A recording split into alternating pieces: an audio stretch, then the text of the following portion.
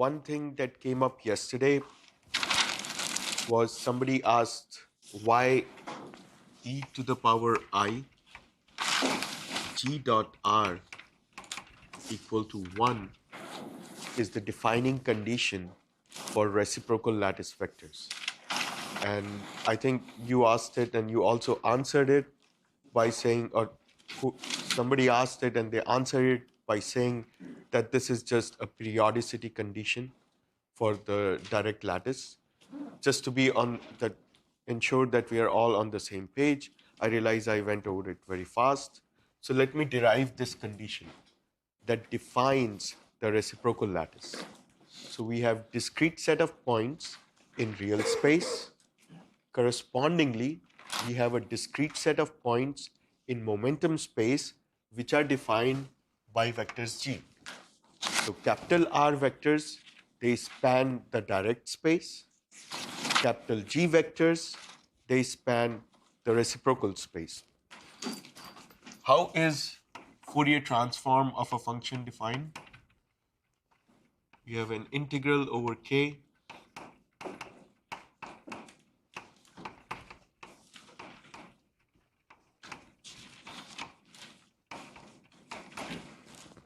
essentially we want to go to the Fourier space.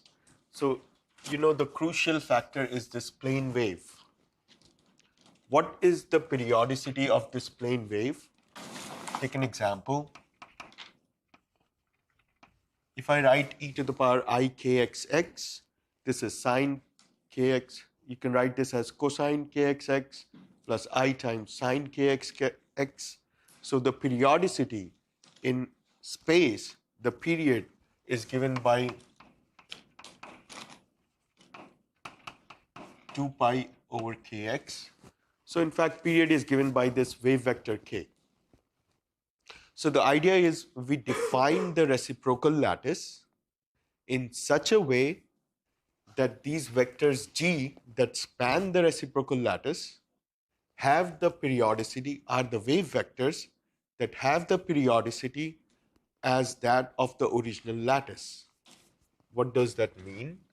We want e to the power I g dot r to have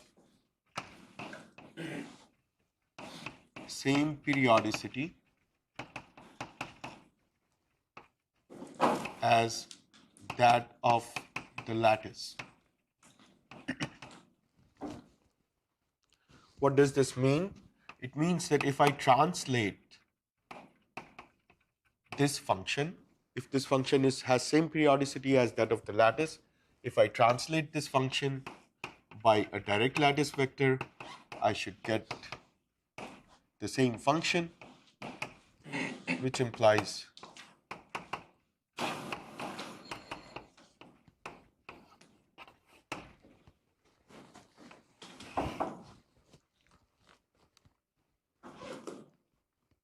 any questions from what we did yesterday? Any other questions? Yes. Could I ask you to write a little bigger? Oh, sure. The only reason I wrote small is because we lost few boards, but we can erase something later. So next what we want to do is we want to take into account the periodic potential and how what are the effects of this periodic potential on electronic states. So yesterday I mentioned there are two ways to describe this. One is to do perturbation theory, where you solve Schrödinger equation for electron in the presence of this periodic potential. And there is another model, and this is called tight binding model, which does not solve Schrödinger equation, but it's altogether completely different model. And that can also be used to derive the dispersion relation for electrons. That model is usually very handy, and today in tutorial you will do a problem. So let's do that model first, and then we'll go back and solve the Schrödinger equation for electrons. So what we are doing next is called tight binding model.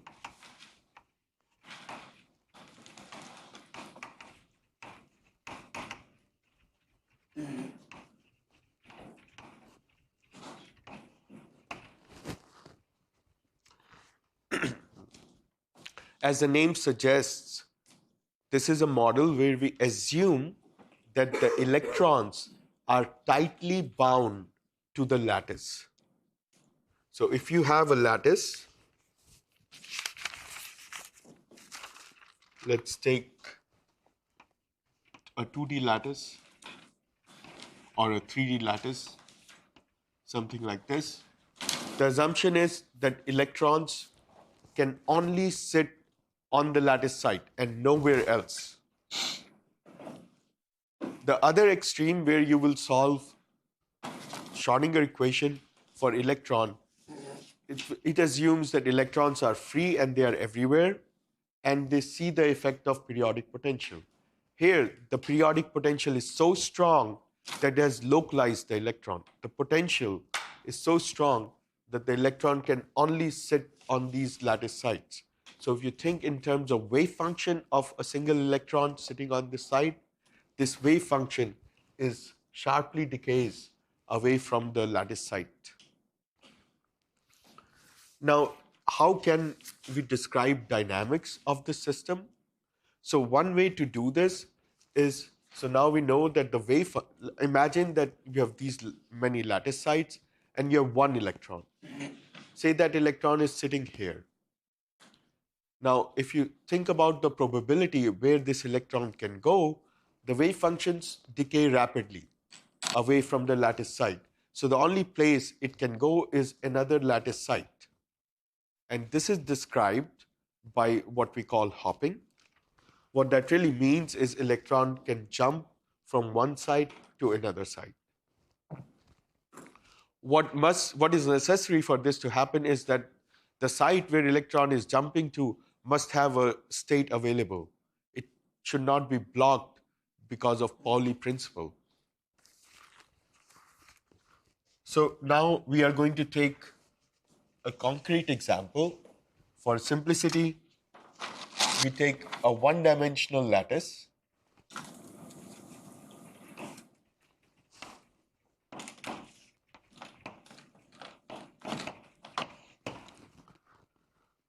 And we assume that each of these lattice sites, they have one electronic state.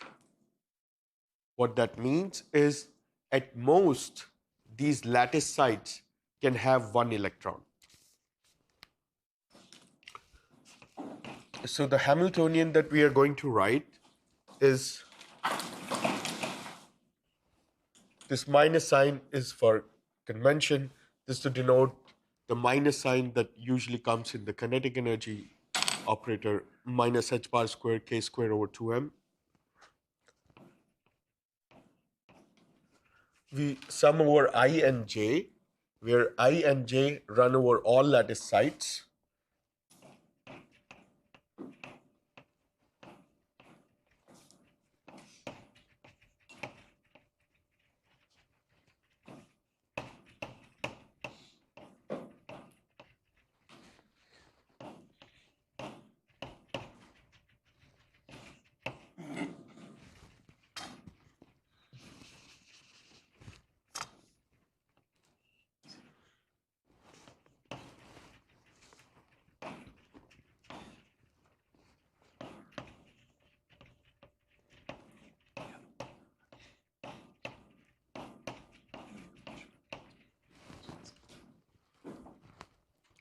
What does this Hamiltonian describe? This describes what we have just discussed. These operators, Ci daggers and Ci's, they create and annihilate an electron at lattice site I. So what does this term denote? This term annihilates an electron at site J, creates an electron at site I. So this term represents hopping of an electron from some site J to some site I. Similarly, this one denotes hopping of electron from some site I to some site J. Now, what is this last term? This last term denotes the potential energy of the electron. What does that mean? So these ions sitting at these lattice sites are going to create some potential. And when electrons location at that potential, you will get some potential energy contribution. You can think of this term as the energy cost to put an electron on site I. This is the number operator. If there is no electron on the site, you don't get any contribution.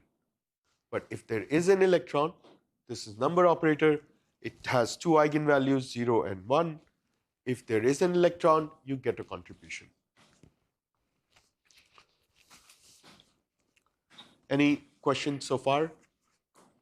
So this is the model, this is the tight binding model for one-dimensional chain.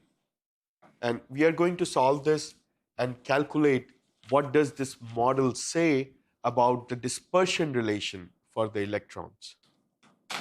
So if you have free electrons, we know the dispersion relation is parabolic. It is simply h bar square k square over 2m.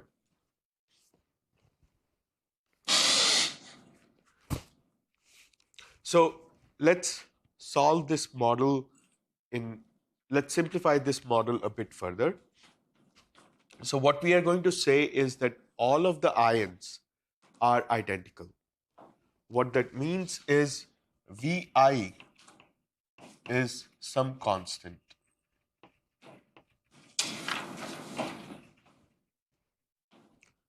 That means the potential is same at each site. So all the ions are identical. The energy cost to put an electron on any site is same.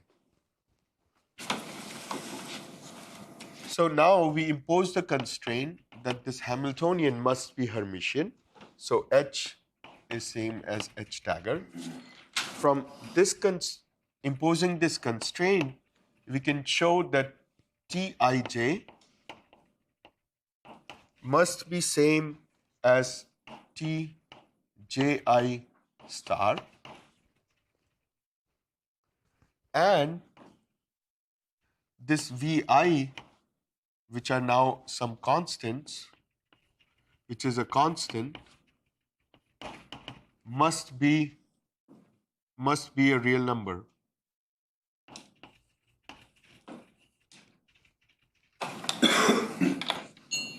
Let's assume this real number to be V. Now this simplifies the last term a lot.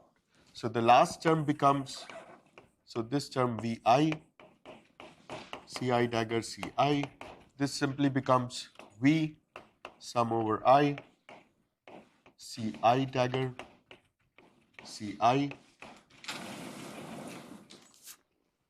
So what is this? This is sum over occupation numbers over all lattice sites. So if I sum over occupation of electrons over all sites, I will get the total number of electrons. So this term is simply the potential times the total number of electrons, which I am denoting by N subscript E. Now, in general, this total number of electrons N E need not be equal to total number of sites. This usually happens in condensed matter systems. Let's start with a neutral system. In that case, you would expect the number of electrons to be same as number of ions. Now, let's see what happens in that case here. If all of these sites are occupied by electrons, there is no dynamics in the system. There is no empty site for electron to move to. By this analysis, this model will predict that all solids, all electronic solids to which this model is applicable to should be insulators. But that is not really the case. What usually happens in condensed matter systems is you have defects, and these defects trap some electrons. So a lot of electrons are actually out of the picture, and they are out of this, are not on these lattice sites, but are trapped in some defect. So there are many empty lattice sites. So we are assuming that the number of electrons Ne is need not be equal to the total number of sites. Also, at the moment, this sum is over all I and j. What that means is electron can hop from any site I to any site j. The hopping amplitude, Tij, really depends on the overlap of electronic wave functions at these two sites. Now, if these sites are very far away, you would expect this overlap to be very small. So the probability that electron can hop to a site very far from where it is very small. So for most reasonable solids, you can make an approximation that the electron can only hop to its nearest neighbors.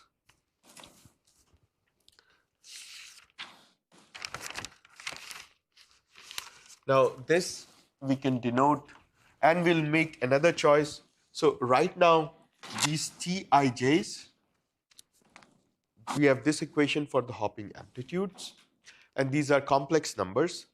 Now we are going to assume that they are real numbers. So first, we can also assume that because the lattice is periodic, what that means is if you are, say you are standing on the site, you look around you, you see something. If you move to another lattice site, you see exactly the same thing. So this probability to hop to the nearest neighbor is same for all lattice sites. You can assume periodic boundary conditions. So this site is this site plus 1 is this site. That means hopping amplitudes for all sites is same. For assuming that you can only hop to nearest neighbors, so we have restricted hopping to only nearest neighbors. And this overlap of wave function must be same for all lattice sites. What does that give us? So what we are left with is minus T, which is hopping strength from a site to its neighboring site. And now we have a sum over Ij. What this means is we are summing over nearest neighbors, and we have psi I dagger psi j.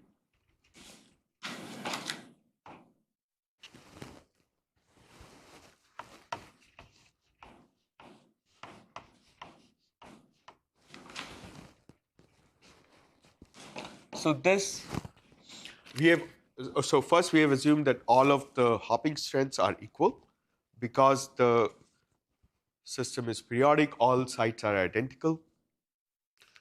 Next, what we have done is we've assumed that these hopping strengths are also real.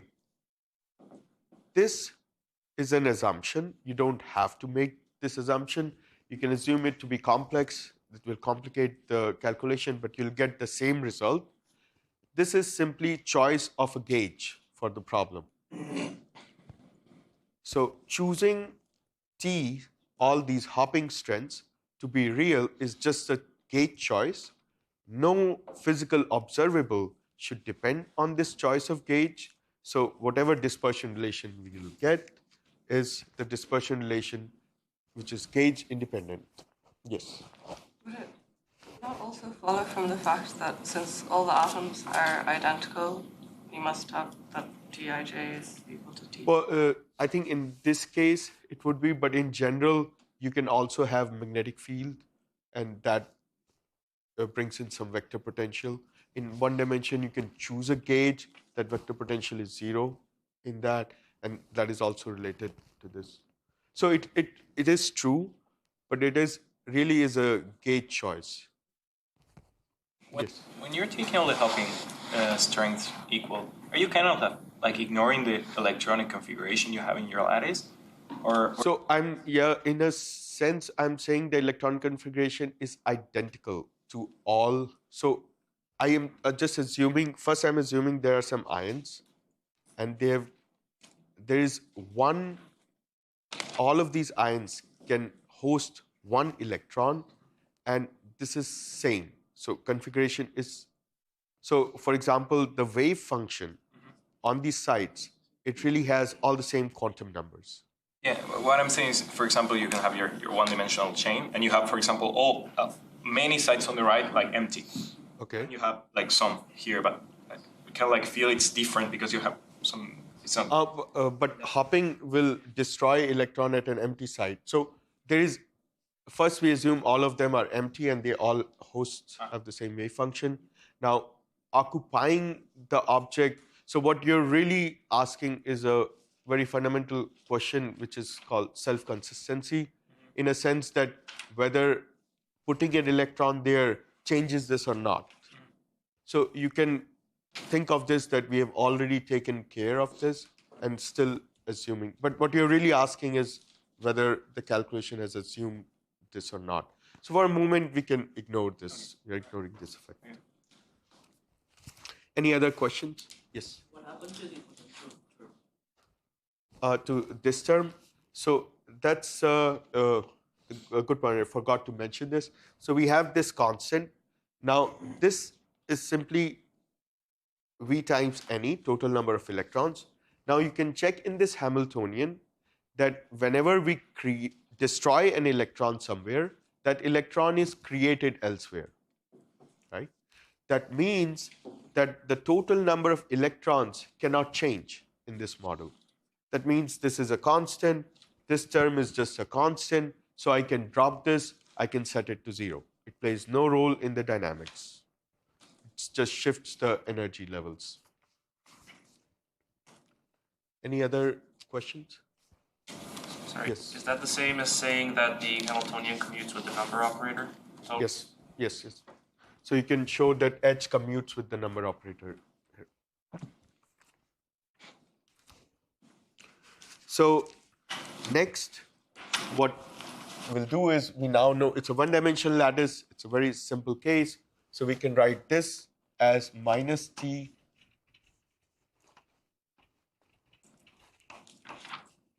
sum over J, Cj dagger, Cj plus 1 plus its Hermitian conjugate.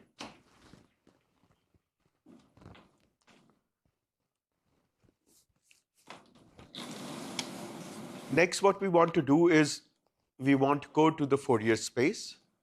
So it's useful to solve these models in Fourier space because we're dealing with a periodic system. So what we'll do is we'll do a discrete Fourier transform.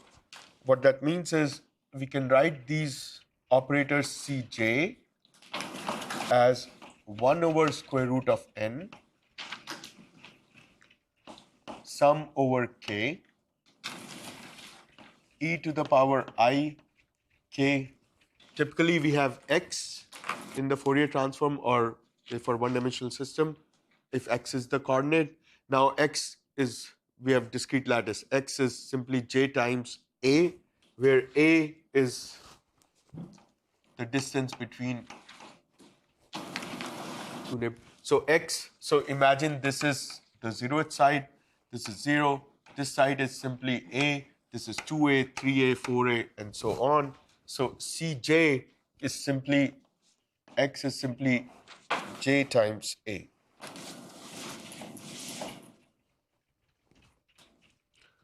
What is this square root of n? Now this capital N, this is a normalization factor. This capital N is total number of sites.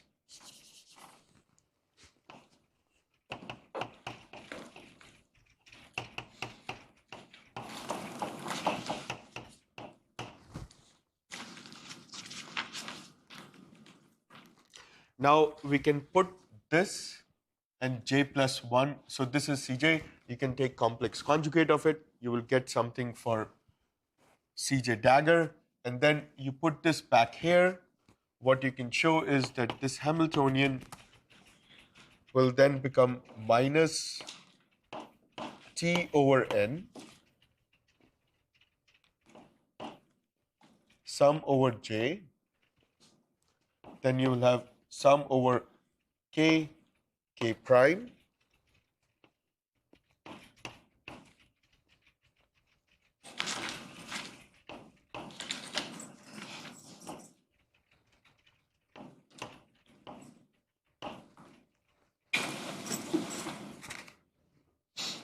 So if we define Cj here with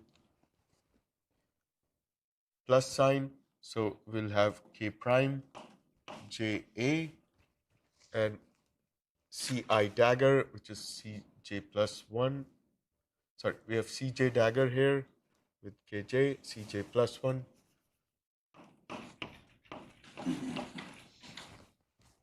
Plus Hermitian conjugate.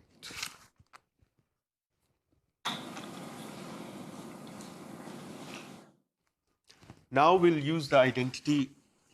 In the BUC case as well. Sorry? C case. Oh, yeah, sorry. We have Ck dagger Ck prime. Just to check, these CKs, is their interpretation that they create and annihilate an electron? In the Fourier space, yeah, with momentum K. So we can use that the sum over all lattice sides of these plane wave factors, if you have e to the power minus I k minus k prime Ja, this is delta k prime. Putting this in the Hamiltonian, what you will get is H is minus T sum over k e to the power I k a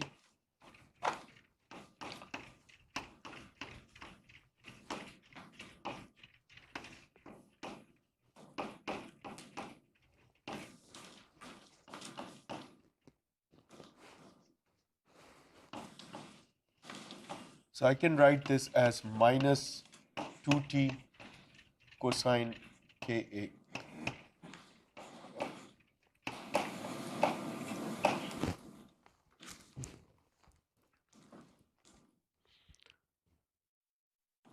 Now, this is our final result for one-dimensional chain, tight binding chain with nearest neighbor approximations, and all sides are identical with many approximations. Now, remember, for what we want to look at is this dispersion relation. So for free electrons, let's try to plot this. Let's keep in mind, for free electrons,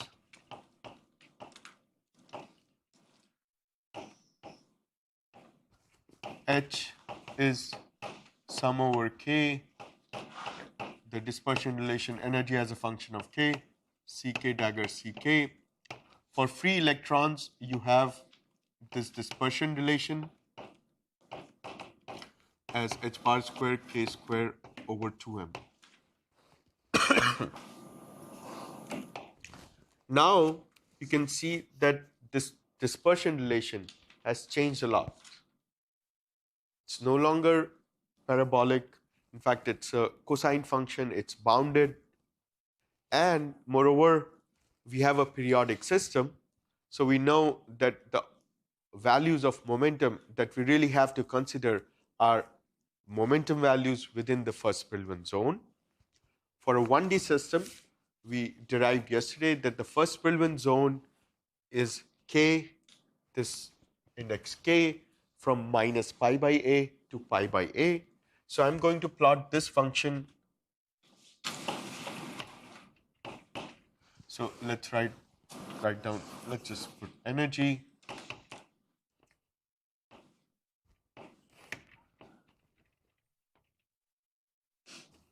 as a function of K. I'm going to plot it for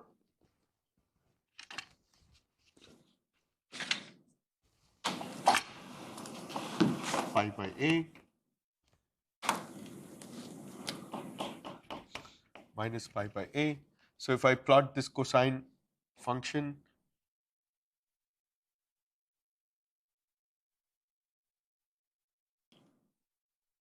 this dispersion relation is going to look something like this, where this point is minus 2t and this point is 2t.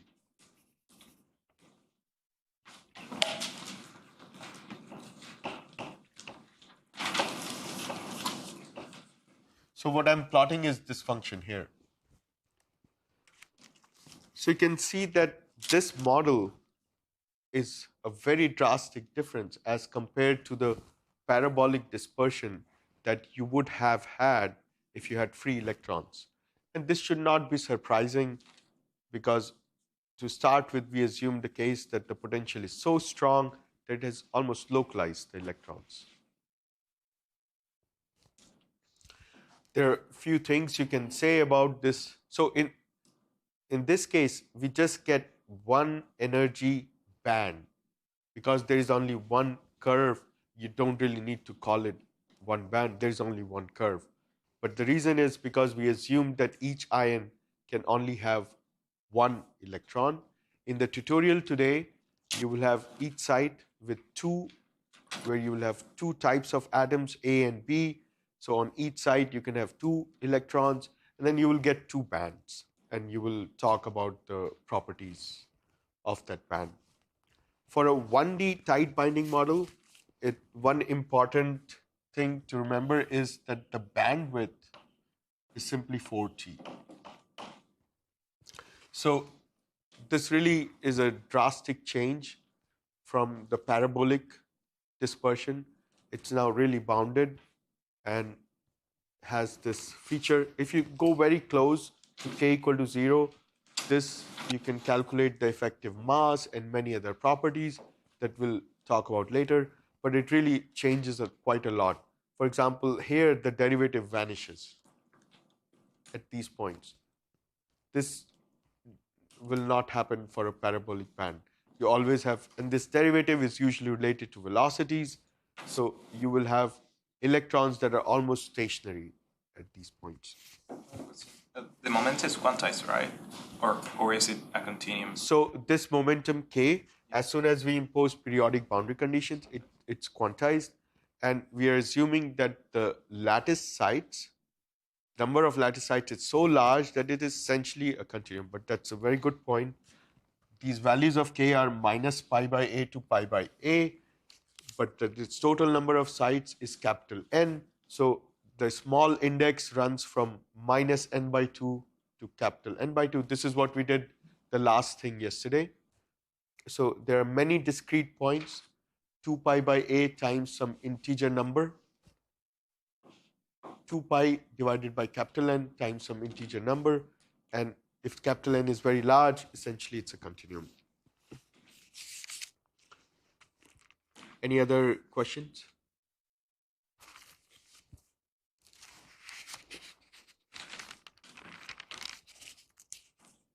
Okay, so this is one way to obtain dispersion relation for electrons. And it's a very specific model. This only applies to the case where potential is very strong and it's localizing and so on. Usually, so this is a good model for, say, if the electrons were, using the notation from chemistry, were S-type in a solid. So they're really close to the nuclei. But you can have extended electrons also, which will mean that the electrons are really everywhere on the lattice. So to start with the assumption that electrons can only live on the side does not hold for many solids. In that case, it's useful to have some intuition, at least for a simple model, and that is what we are going to do next. So we are going to now we are going to assume. So any questions about this model? Now what we are doing now is altogether different model, and what we are going to do is solve Schrodinger equation in the presence of periodic potential. I have a curiosity question. Yes. It seems like in this model, the fact that there's no current is quite tied. It's tied with the fact that the Hamiltonian is Hermitian. Yeah. How can you change one without changing the other? Like introduce a bias towards current while keeping the Hamiltonian. So how would you? So essentially, the way I think of this is, you can apply, say, some bias, and as a result, you have some electric field. Now, what you're saying essentially will, in this model, boil down to the fact that these are not same. These potential energies on each side, they are not same. So there are many versions of this model that can be solved, and you can complicate, like you said, you can assume Vi is not constant for everything. So if you have bias, it can be high on one end of the system, low on, and assume some function, like the potential is very high on one end of the chain, and it slowly decreases and is zero on the other end, and you can consider that as a model. The most crucial thing I would say here is the number of electrons. There is something called a Mott insulator. It's a much more complicated object, but the main idea is that if the number of electrons is same as lattice sites, there's essentially nowhere for electrons to go. So they will be insulating, even if you apply bias. So what we want to do now is solve the Schrödinger equation. So the equation we are interested in is the following.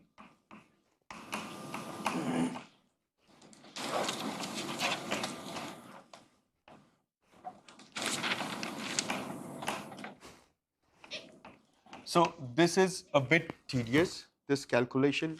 I'm going to skip few steps.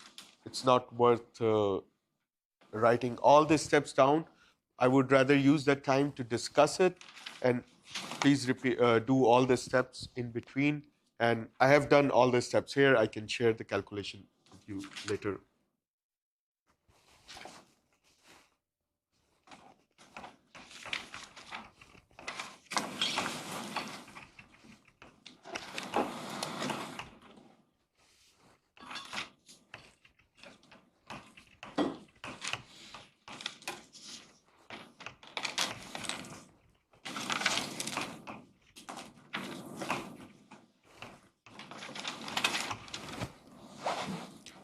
Now, this is the Schrödinger equation we are interested in solving. Remember that the wave function, the electronic state, is denoted by psi of x. We know that the momentum k, the quasi-momentums k, can be used to label these eigenstates. Here I have introduced, so k is quasi-momentum, which we will restrict to the first Brillouin zone. Again, I'm calling it quasi-momentum just for notation. It has to do with the fact that, so momentum, if we really have free electrons, we'll call it momentum. But now we have a crystalline system, there is crystalline potential. In the presence, we call it, so in the presence of this potential, we just call it quasi-momentum. Now, P is some additional quantum number that I'm assuming that the states may have some additional quantum number.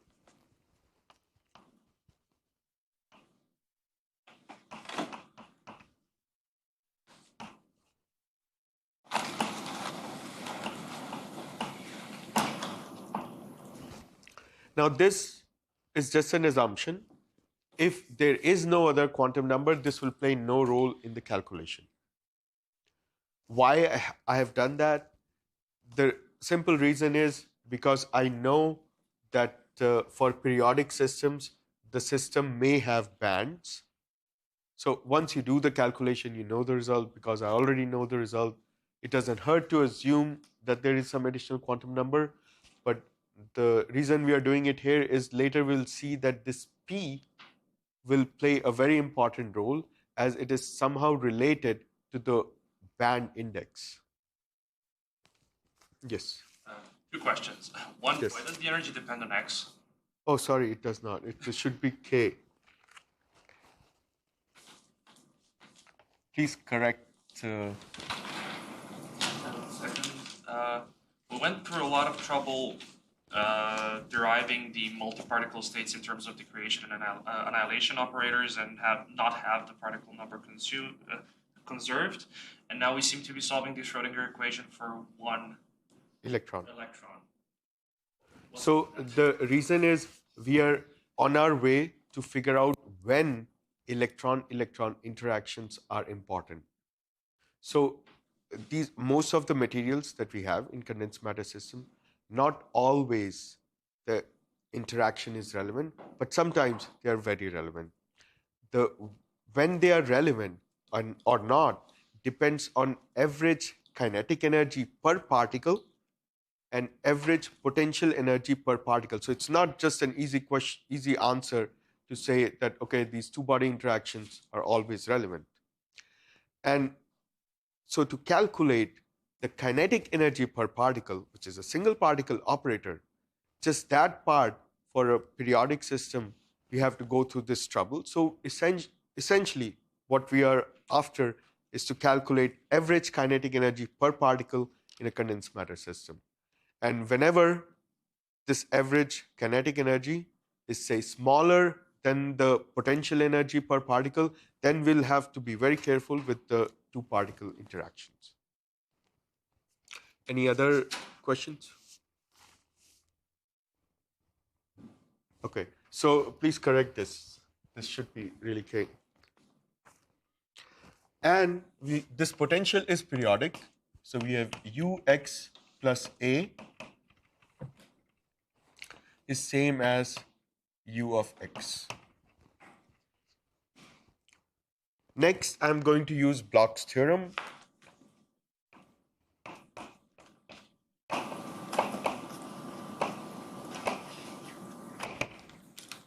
What that means is I can write down C P psi pkx as a plane wave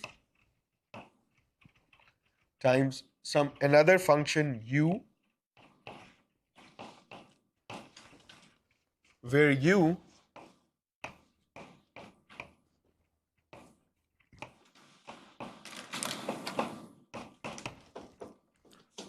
has same periodicity as that of the direct lattice.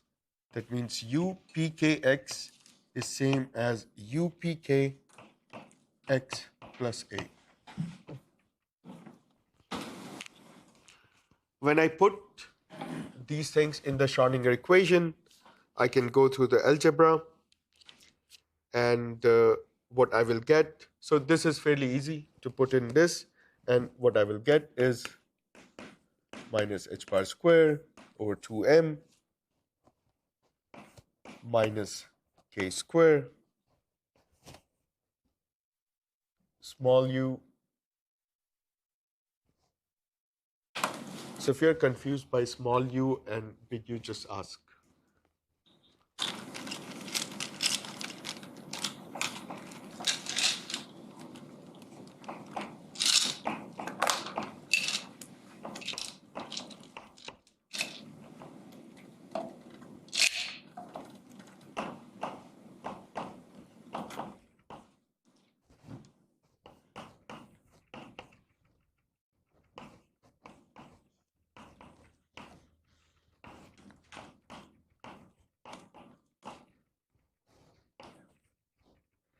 So now if we stare at this equation,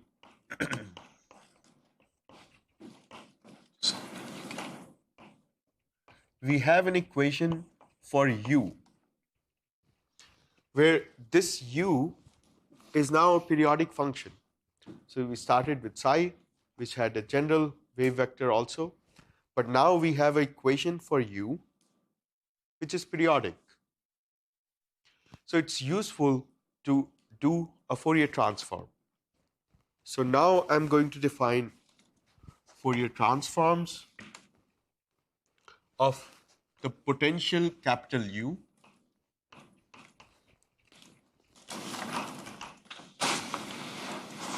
L is the total length of the system. Q is the Fourier index or the Fourier variable.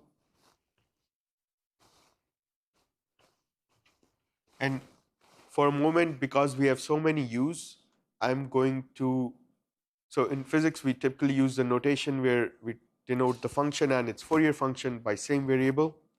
We will use that notation most of the course, but here we already have many U's. So I'm going to denote the Fourier transforms with tildes.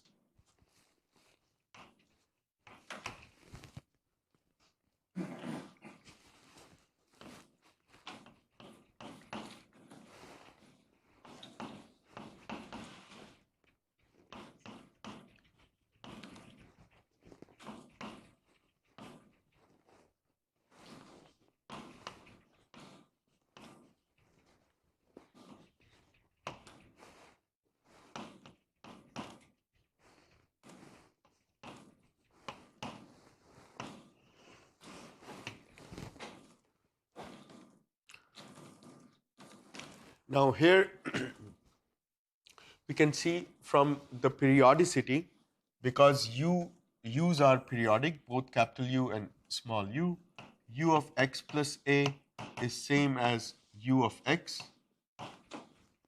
This implies that e to the power I q times a is 1. You can just see it from this equation. That implies that q, these variables, again, just like k, these are also quantized, and they are also quantized with 2 pi over a now times j. So the Fourier transformation is sum over q, where these q's can take values 2 pi over a times j, where j is some integer.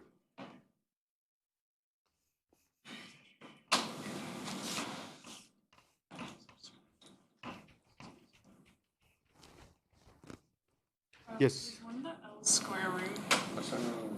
Sorry? Oh yeah, this square root. This is just a convention. So I should mention this. I've chosen it just for convenience. Typically, again, you put this volume factor either in x or in square root, or either in x or in k space. Now I've chosen different convention for capital U and different convention for small u. The reason I've done this is it simplifies the factors a lot, but it's just choice.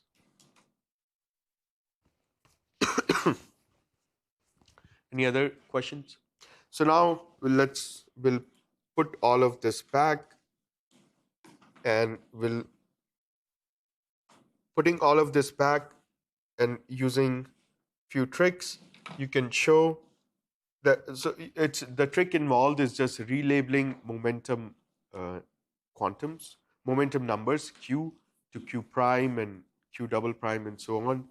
So I'm going to write down the result here, or at least somewhere in between. So putting all of this back, what we will get is sum over q h bar square k plus q whole square over 2m e to the power I qx u tilde pkq plus 1 over L sum over q double prime e to the power I q double prime x. Now q double prime is just another index. Sum over q prime u tilde q prime u tilde pk q double prime minus q prime. This should be equal to sum over q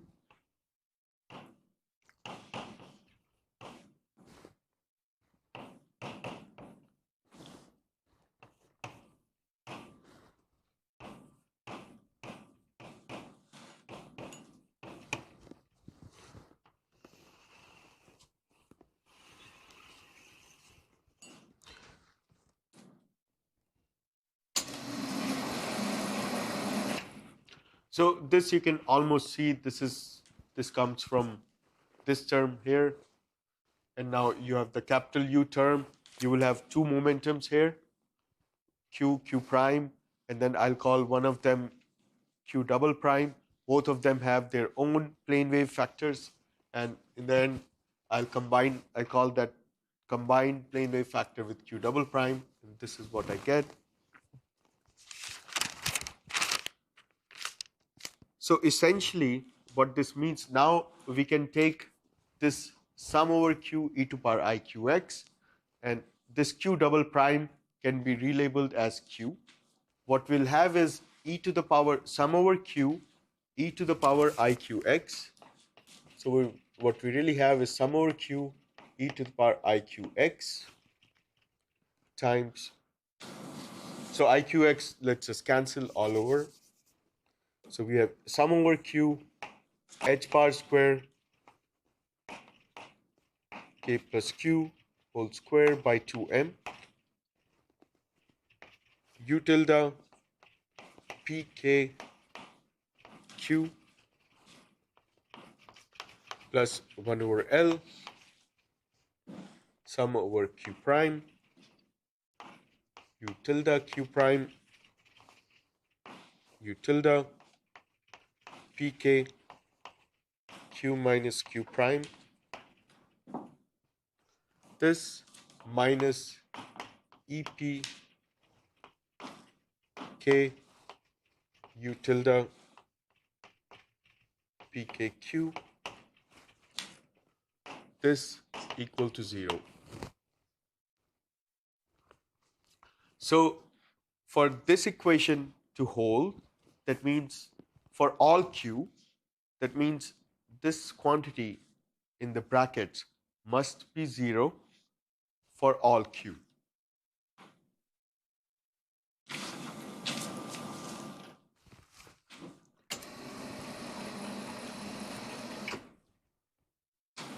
So let me just erase this and write it here. For this to be true, we need, for this to be true for all Q, we need this to be 0. For this equation to hold, we need this is equal to this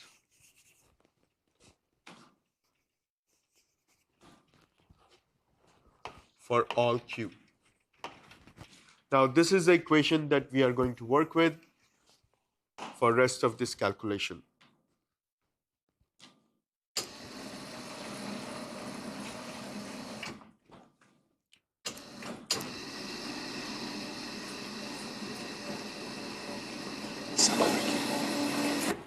So next, what we are going to do is we are going to assume that this potential U is weak.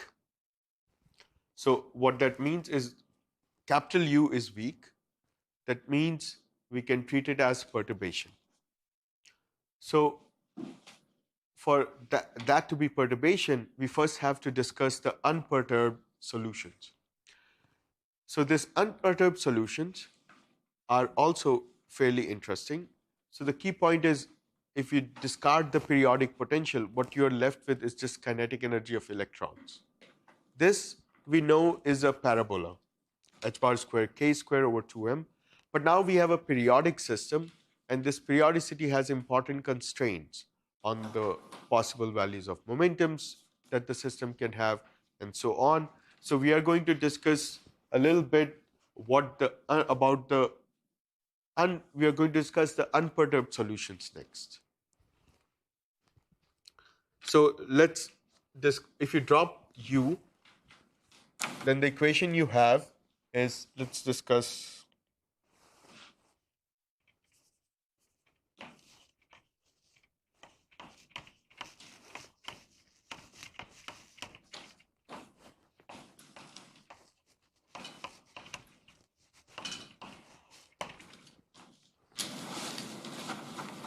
just basically set U of x to 0. And if U of x is 0, U tilde is also 0. And what the equation we have is simply h bar square k plus q whole square over 2m minus e p naught. So I'm writing this naught just to show it's unperturbed or solutions as a function of k. U tilde naught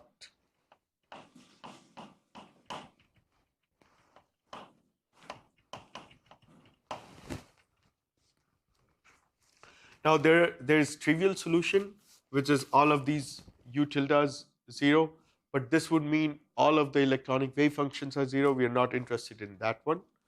So this guy must be 0. That means the unperturbed solutions are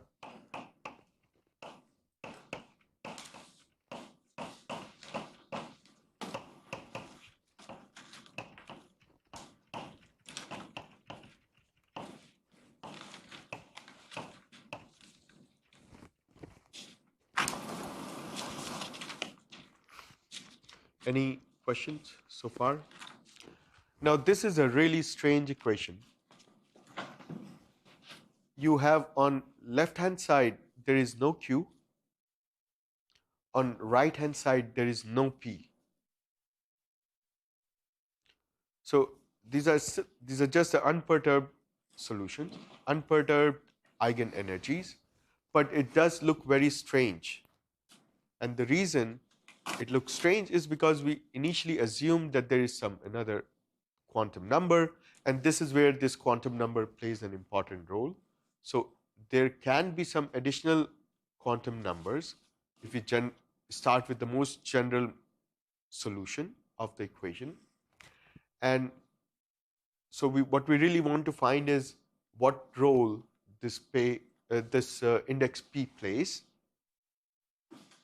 So this is really the solution. How can we make sense of it?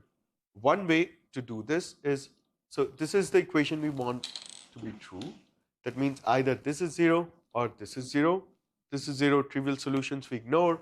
That means this is 0, which gives us, but that means these are arbitrary. So we have freedom to choose the eigenstates. This is typically the case when we want to find the eigenstates of the system.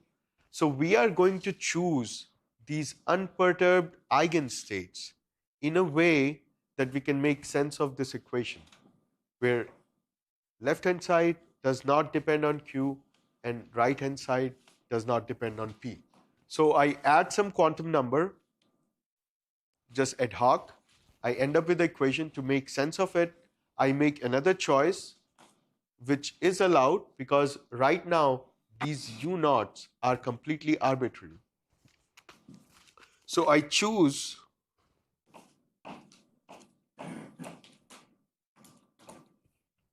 u tilde unperturbed pkq to be delta function of p comma q.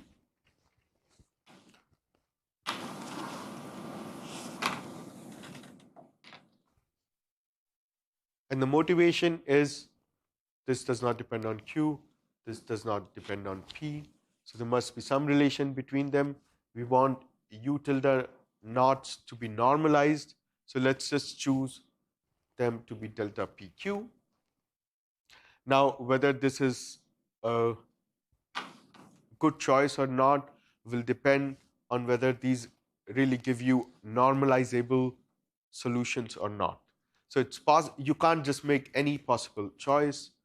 You have to check whether it's a sensible, it gives you sensible states in the sense that it does not violate any other laws of quantum mechanics. So we can quickly show that.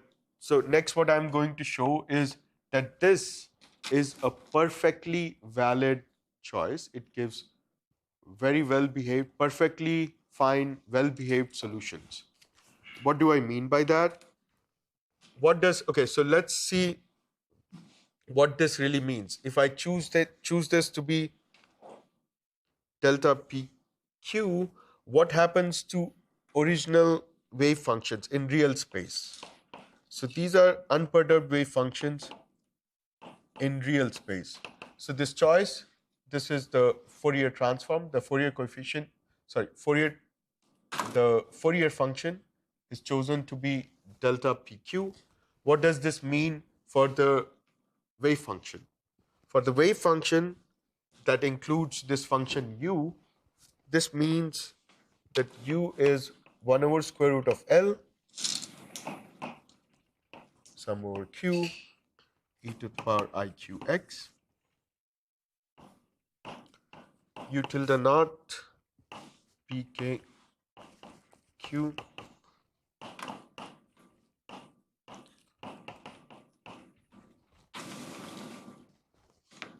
So we can see that this choice of delta PQ, what it really does is it implies that the solutions in real space, the wave functions, these functions u are also plane waves. So the Bloch theorem tells us that the eigenstates are a Bloch vector e to the power ikx times of periodic function u. This choice means that this periodic function u is also a plane wave. With, instead of k, you now have p. So this suggests that this p can also be interpreted as quasi-momentum. So the eigenstates are now really e to the power ikx times e to the power ipx. So what does this mean for the unperturbed wave functions?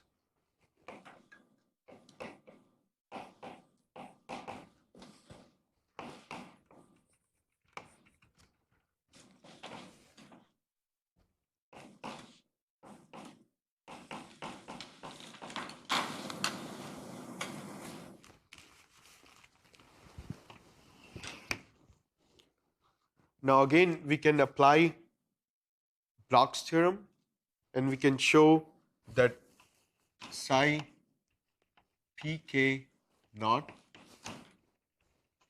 x plus a. So using Bloch's theorem, we can write that this should be equal to, so this is the first formulation. So here we have used the second formulation of the Bloch's theorem, that is over there. Now from the first formulation, we can write that psi naught pkx plus a is e to the power ika psi naught pkx. This implies that 1 over square root of L e to the power I k plus p x plus a should be equal to 1 over square root of L e to the power I k a e to the power I k plus p x. This implies that e to the power I p a must be equal to 1. That implies that these momentums p are also now quantized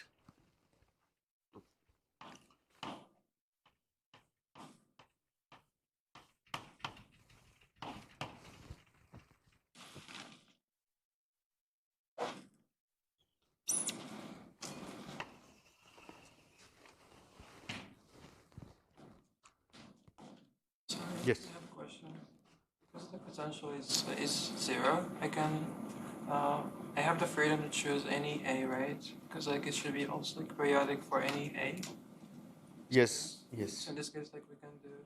Well, so the periodic potential is 0, but we are doing, later on we are going to turn on the perturbation. So we are, in a sense, we are preparing ourselves. So you can say it is almost negligible, but still has this, we still want to keep the solutions periodic and so on.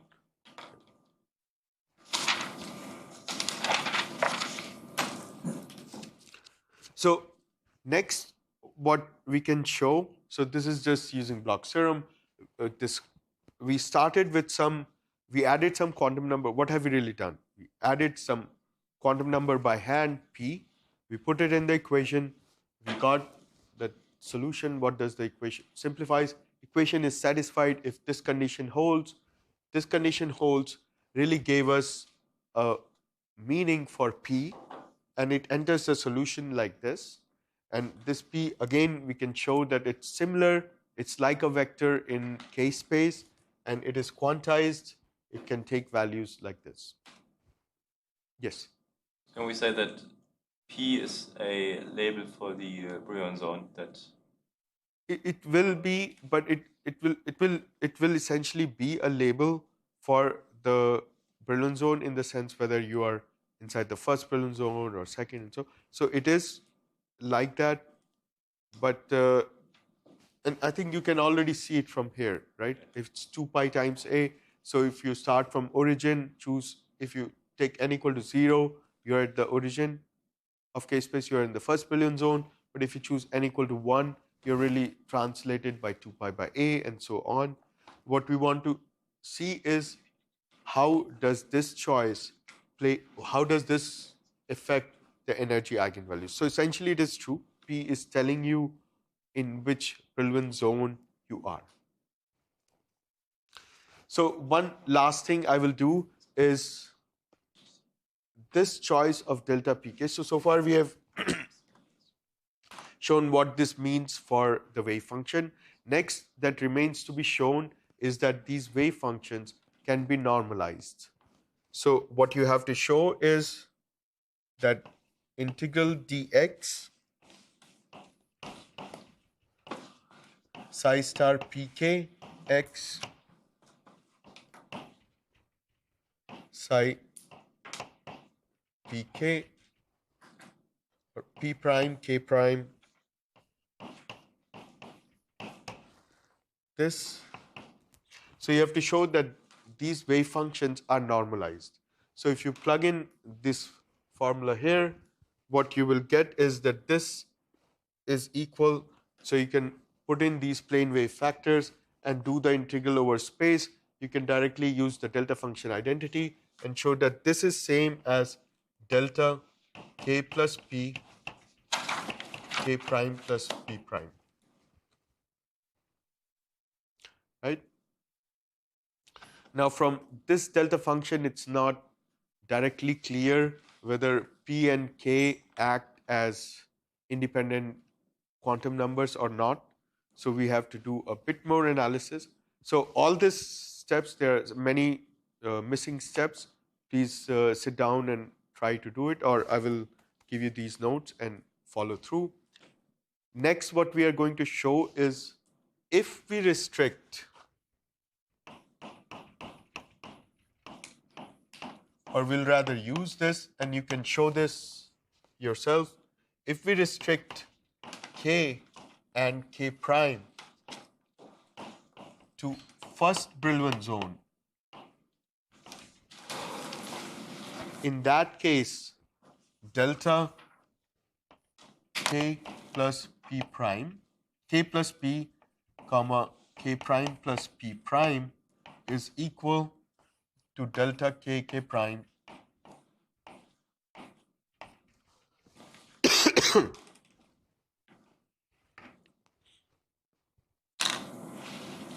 So using this, we can see that this choice, delta PQ, for the unperturbed eigenstates is a perfectly valid choice. So let's go ahead and assume that this is what our eigenstates are. Now let's see what does this mean for the energies, for the unperturbed energies.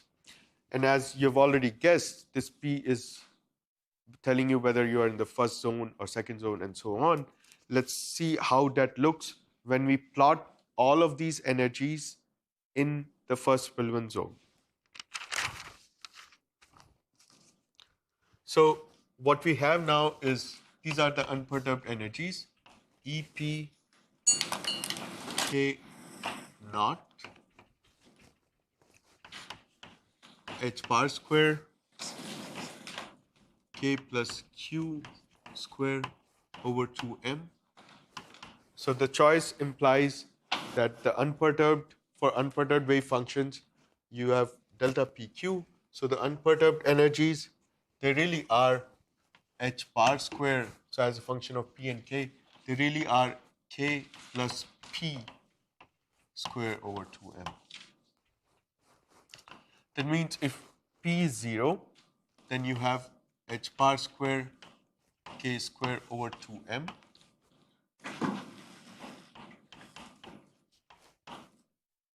What are other values of p? The other values that p can take is n plus 1 and minus 1.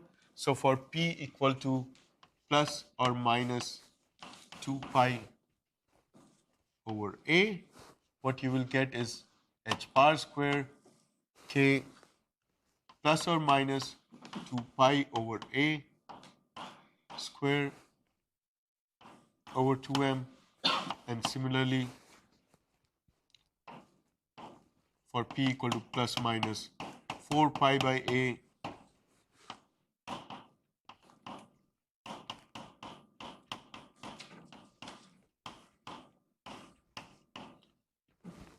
and so on.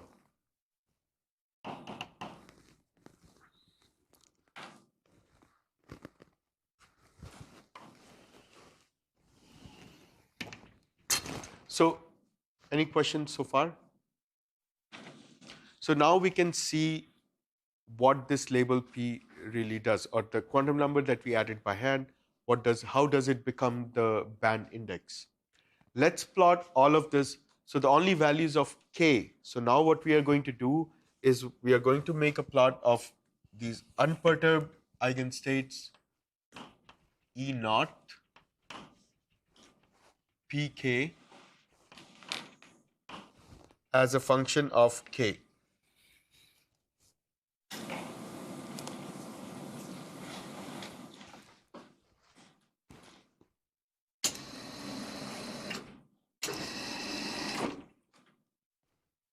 So let's first plot okay, one more thing. This K, we only have to solve within the first Brillouin zone. So let's only plot from pi by A to minus pi by A.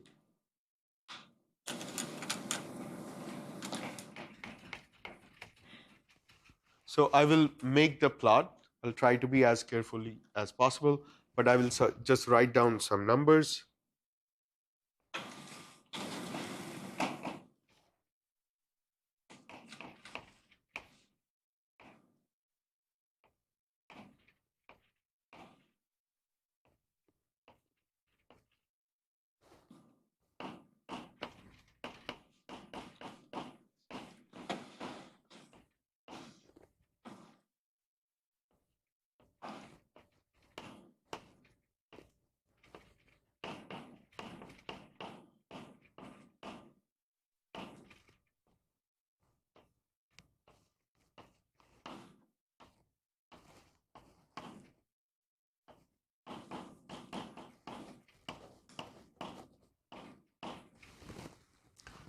So if I plot the lowest branch, that is p equal to 0, what I will get is this curve, where at k equal to plus minus pi over a, it takes the value h bar square pi over a square over 2m, and this is a parabola which I can plot like this.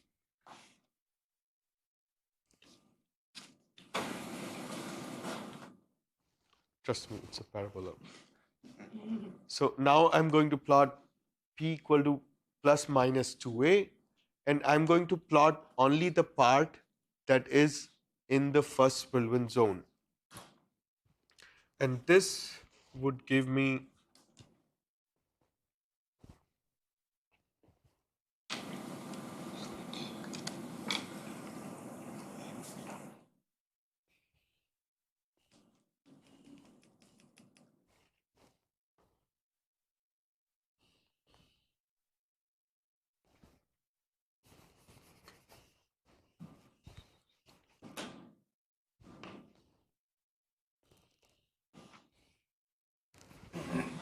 So what I'm really plotting is this is the parabola where you have shifted by minus 2a. So this corresponds to p equal to 0. This one corresponds to p equal to minus 2 pi over a. This corresponds to p equal to 2 pi over a. And similarly, you can plot the higher ones, and they would look something like this here and this here.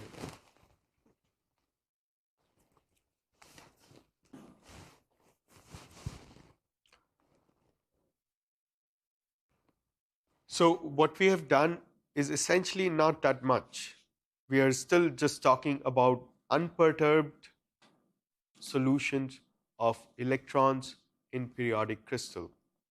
The main point I want to communicate here is that if we assume we'll look for the most general solutions, you can get these solutions by just solving the Schrodinger equation.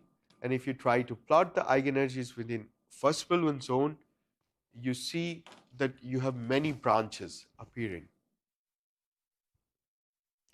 Now, what the effect of periodic potential will be is to open up gaps wherever there are degeneracies. So now notice that there are some degeneracies in this plot. For example, at k equal to pi over a, you have two solutions, one in this branch, one in this branch. Similarly, at minus pi over a, you have solutions, this branch, this branch. You also have degeneracies at k equal to 0.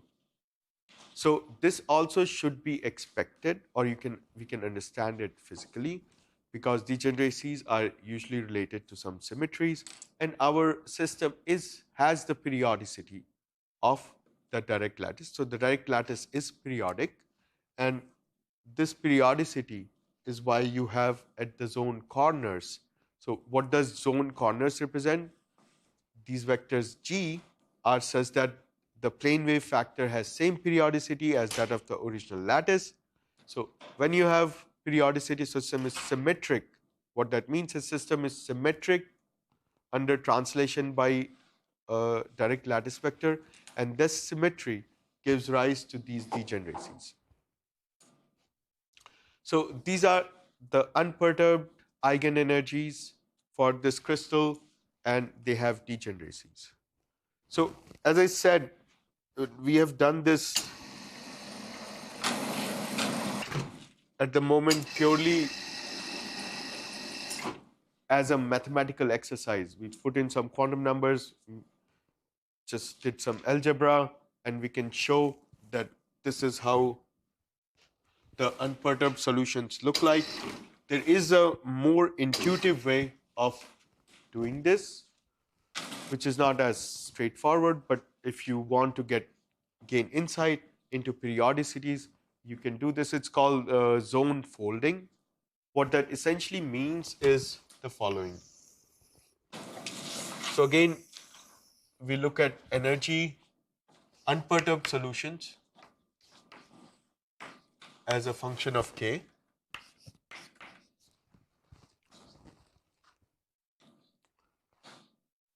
I think I'm writing on the fourth one, but okay. So let's assume that there is no periodicity. What would that mean? That would mean that you have free electrons and you have parabolic dispersion relation. So you will have h bar square k square over 2m all over. So this is not very good at drawing these. So this is a parabola that represents h bar square k square over 2m. What zone folding does is, these are all values of k allowed. Now let's restrict this curve to the first Brillouin zone. So we want to restrict it to pi over a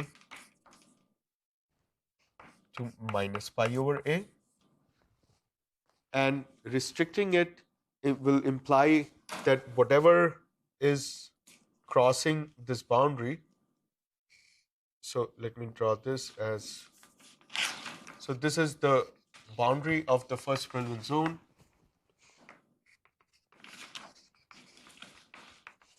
So we are going to fold everything into the first Brillouin zone.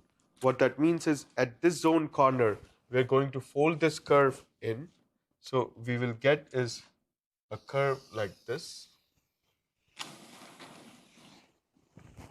At this zone boundary, we're going to fold this in and we'll get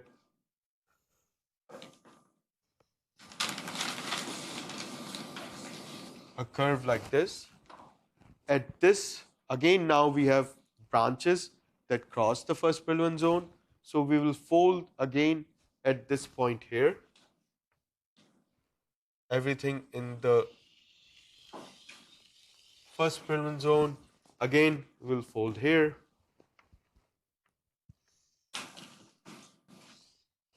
And so on. And you will find again that these, whatever is left in this first Brillouin zone is exactly equal to what we derived mathematically here.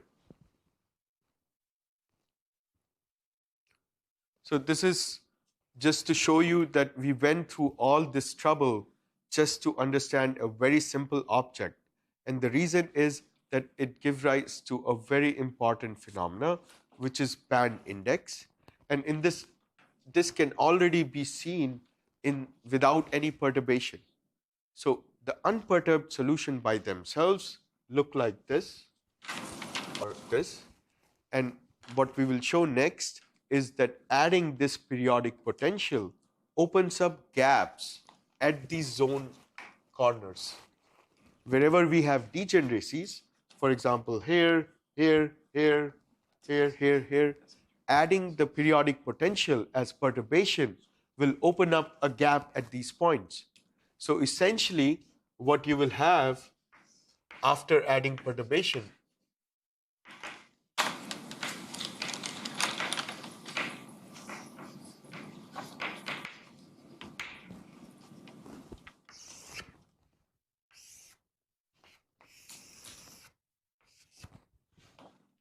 is you will have a band like this.